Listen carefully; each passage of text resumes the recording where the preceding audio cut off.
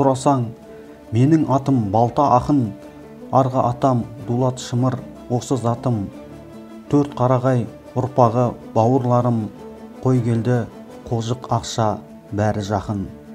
Берг атам нар тұлғалы құттық бабам, ақын боппын шешендігі дарып маған. Ұрпағына құт мекен болып отыр Билікөл, Қаратау мен Берік қарам. Баян мен Құлсарының балалары, мекені Қаратаудың салалары. Бір-бір бала қалдырып археліне, өзгесі түгел көшіп елге оралды.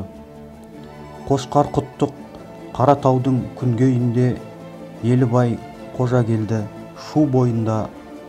Ақшуақ бәйбішеден тараған жұрт, Қошқар ата баурайымен боралдайда. Деп құттық бабаның Құлсарысынан тарайтын шөбересі Балта ақын өз дәуірінде жырлаған екен. Армысыздар, құрметті көрермендер. Бүгінгі видеоблогымыз Бәйдібек бабадан тараған Тілеуберді Жарықшағұлы, Дулат бабамыздың кенже ұлы, Шымыр атамыздан тараған ұрпақтарының бірі Бәйімбет ұлы Құттық баба жайлы болмақ.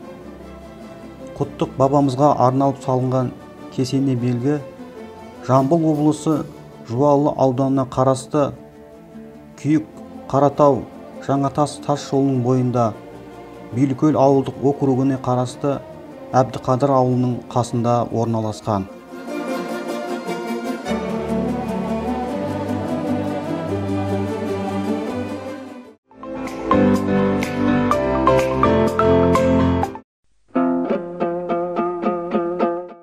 Құттық баба Бәйдібек биден тараған 9-шы буын ұрпағы болып келеді. Дулаттың кенже ұлы Шымырдан Шынқожа Темір Бекболат есімді 3 ұл тараған. Аңыз бойынша Шынқожаның шын есімі Шынболат екен.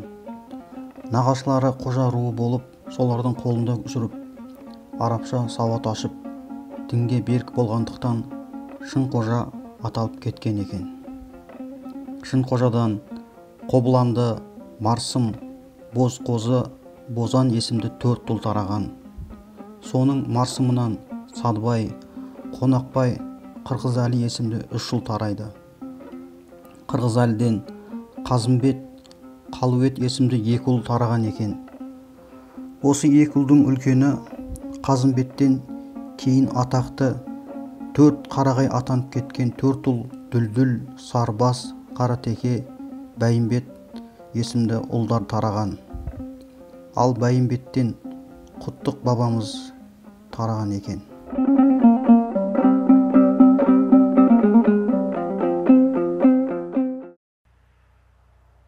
Ал құрметті көрермендер, алдарыңызда тұрған міне Құттық баба белгісі.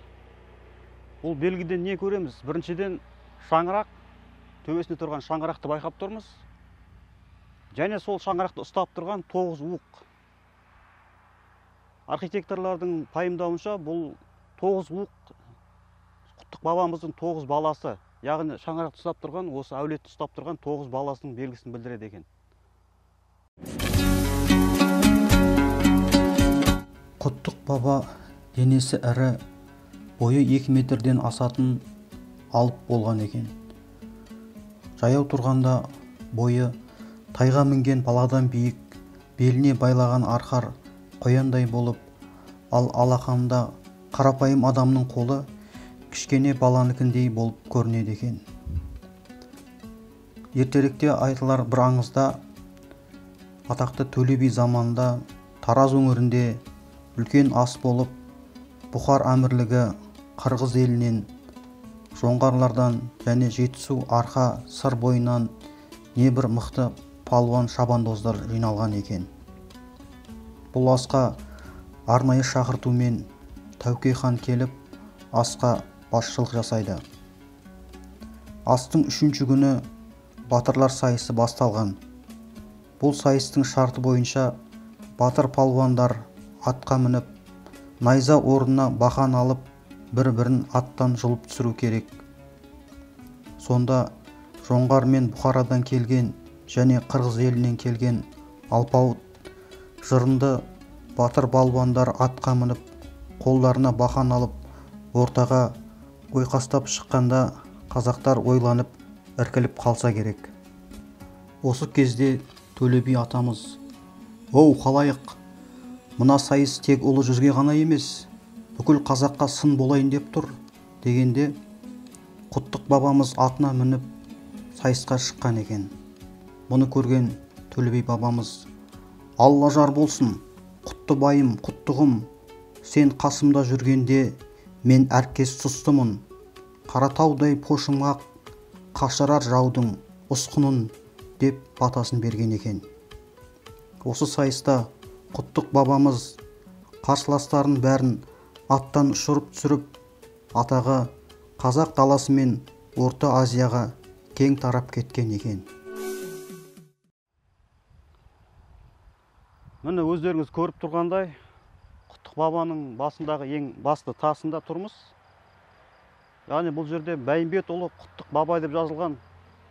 Бабамыздың өмір сүрген жылы 1661 жыл, 1723 жыл деп жазылған екен. Және бұл жерде Бәйдібек болған ұраны, Дулат шымыр ұланы, Қазымбеттен өрбіген 4 қарағай қыраны, шыққан тегі данадан, әулие домалақ анадан, рулы ел боп бүгінде ұрпағы құттық тараған деп жазылған екен.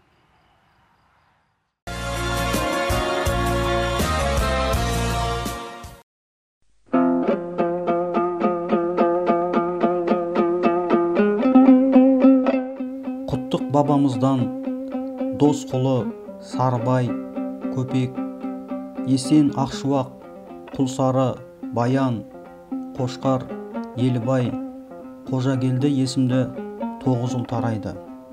Бірде Төле би өзінің Тұрсынбай, Құттықбай, яғни Құттық дейтін батыр жігіттеріне қарап отырып былай депті: «Асып тусаң керей бол, 3 қазаққа мерей бол, уақ болсаң шоға бол, даулы істе зорға бол.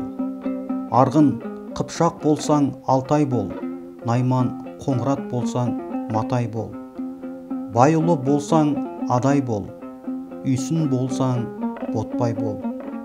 Бұл алтауы болмасаң, қалай болсаң солай бол» дегенде, Құттық бабамыз Төле ағасына қарап: «Аға, сіз айтқан алтауыда болмаймын, мені елім Құттық деп атайды, ұрпағымда Құттық атанады» деген екен. Періште аузына салды ма, Құттық бабамыздың ұрпақтары бүгінде саны 10 мыңнан асып, өздерін Құттық балалар деп атайды.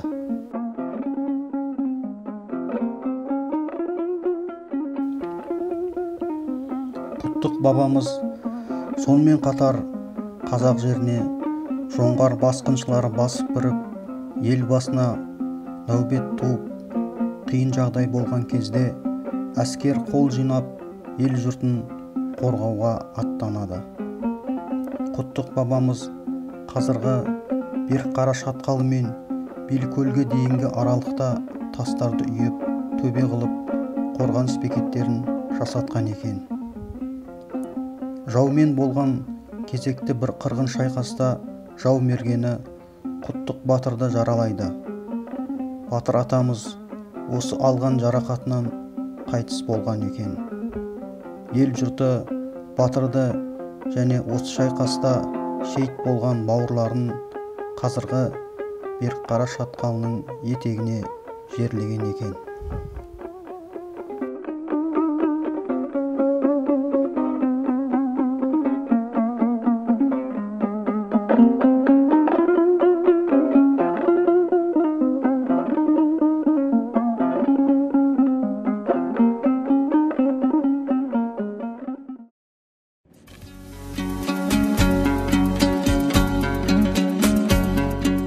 Жоңғарлармен болған шайқастарда Құттық батырдың ұлдары Құлсары, лақап аты Сары батыр және Баян батырлар Уақ руының сарбаздары құрамында соғысып, ерліктерімен арқа еліне атақтары тарай бастайды.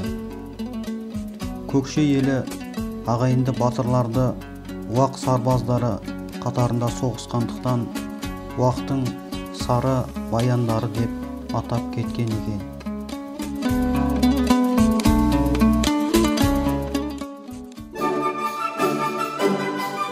Құттық бабамыздан тараған ұрпақтары бүгінде 10 мыңнан асып үлкен рулы елге айналған. Батыр атамыздан тараған елге белгілі азаматтар аз емес. Атап айтар болсақ, мемлекет және қоғам қайраткері Қарымбай Қошмамбетов, физика, математика ғылымдарының докторы академик Данаев Нарғозы ағамыз, социалистік еңбек ері Юсупова Мартай апайымыз, Қазақстан білім беру саласының үздігі, Қазақстанның тұңғыш еңбек ері орденінің иегері Миразова Аягүл апайымыз, талай жылдар Қазақстан Республикасының бас прокуратурасында жемісті қызмет еткен Алматы облысы және Алматы қаласының бас прокуроры қызметін атқарған Миразов Ғабит ағамыз, халыққа бүркіт атымен танымал әнші Айбек ағамызды ерекше атап өтуге болады.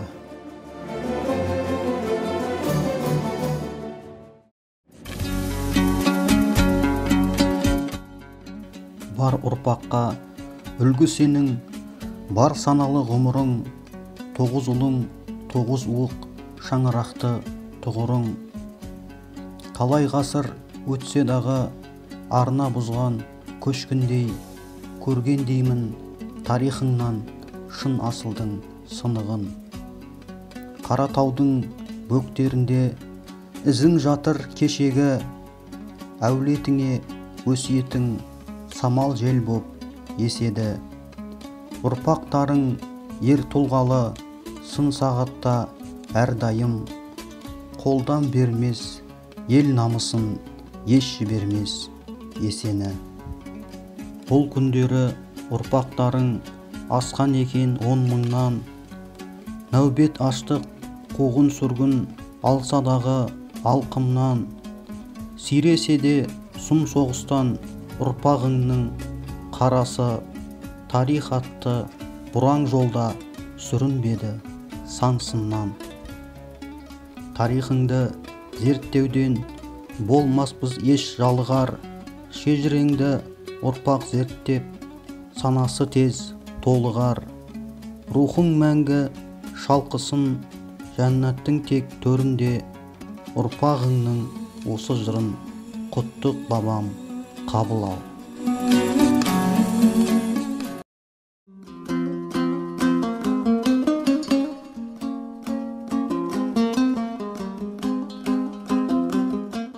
Осымен біздің бүгінгі видеоблогымыз аяқталды.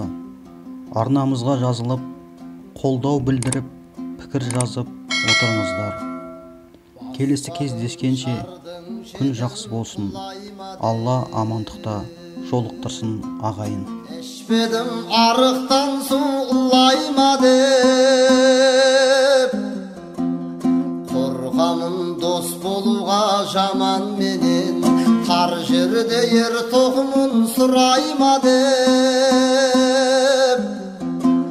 Қыздар бұл